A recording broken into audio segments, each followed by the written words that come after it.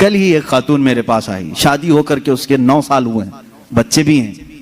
وہ روتی ہوئی آئی, کہہ رہی ہے کہ میری ماں, اس کی ماں بیوہ ہے, اس کے باپ کا انتقال ہو چکا تھا برسوں پہلے, اور برسوں پہلے میرے باپ کی جو پراپرٹی تھی خاندانی, وہ میری بیوہ ماں کو ملی ہیں, وہ کچھ لاکھ روپے آ گئے ہیں. اور جیسے ہی میرے گھر میں معلوم ہوا ہے, شوہر نے مجھے باہر نکال کے گھر بھیجا ہے, جا تیری اماں کو جو پراپرٹی میں ملا ہے اس میں سے 2 لاکھ مانگ کے لکھا. معاذ اللہ رب العالمین, بھکاریوں سے کیوں شادی کرتے ہو؟ اس طرح کے لوگ جو اپنی عورت پر اپنا محل سجانا چاہتے ہیں, ان کی حیثیت بہت ذلیل ہے. میں آپ کو بتاؤں, تم برباد ہونا چاہتے ہو, جس کی خواہش ہے وہ مجھ سے پوچھ لے, میں بتا دوں گا. توبہ استغفر اللہ, کوئی نہیں چاہے گا. ہر کوئی برکت کا راستہ ہم سے پوچھتا ہے, لیکن یہ راستہ بھی میں بتا دیتا ہوں, جو اپنا بزنس اور اپنی برکت سب برباد کرنا چاہتا ہے, اس کے لیے بعض بزرگوں نے فرمایا وہ اپنی بیوی سے زبردستی اس کا مال لے کر کے بزنس میں لگایا ہو, وہیں سے شروعات ہو جائے گی نحوست. اس کے دل کو توڑ کر جو مال لے جا کر کے لگاؤ گے تو پھر وہاں سے, ہاں بخوشی دینا اور بات ہے, پسندیدگی کے ساتھ دینا اور بات ہے.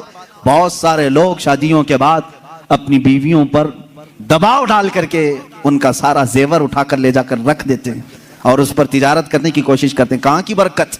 کسی کا دل رو رہا ہے اور تم اپنی دکان سجانے جا رہے ہو. تمہیں تو شادی اس لیے کرنے کا حکم ہوا تھا, ایک کمزور مخلوق تیرے نکاح میں آ رہی ہے, تو کما اور اسے کھلا. یہاں الٹا ہو گیا, اسی سے تو کمانا چاہ رہا ہے. یہ الٹا نہیں ہو گیا؟ بہت سارے لوگ یہ انتظار میں رہتے ہیں شادی ہوگی تو ابھی مانگنا کیا کیا ہے, کار مانگیں کہ بائک مانگیں اور کیا کیا چیزیں مانگیں. ان بھکاریوں سے میں کہتا ہوں کھٹورا لو اور گلی گلی گھومو, ہر جگہ جاؤ, 1 سال میں بہت کچھ مل جائے گا. اور اگر تمہیں شرم آتی ہے تو میرے عزیزو, ایک خاتون سے اور اس کے باپ سے اس طرح کے مطالبے ہرگز نہ کرو. ہاں, مانگنے کے طریقے بھی الگ الگ ہیں. پہلے کھل کر مانگتے تھے, بولتے تھے یہ چاہیے, لسٹ آتی تھی, ساری لسٹ آتی ہے خاتون کے گھر میں, سسرال. لیکن ابھی کچھ نہیں. ہماری کچھ بھی خواہش نہیں ہے, ایک اچھی شادی کر کے بھیجو, اچھی شادی کرو.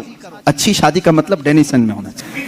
میں تو یہاں نام لے رہا ہوں, تم دبا کر کے اپنی خواہشوں کا ذکر کرو اور اسی میں دبے لفظوں میں ساری چیزیں. ہم کو کچھ مت دینا, اپنی بیٹی کو ہی جو کچھ بھی دینا ہے دے دو, ہم اس پر نہیں کہیں گے.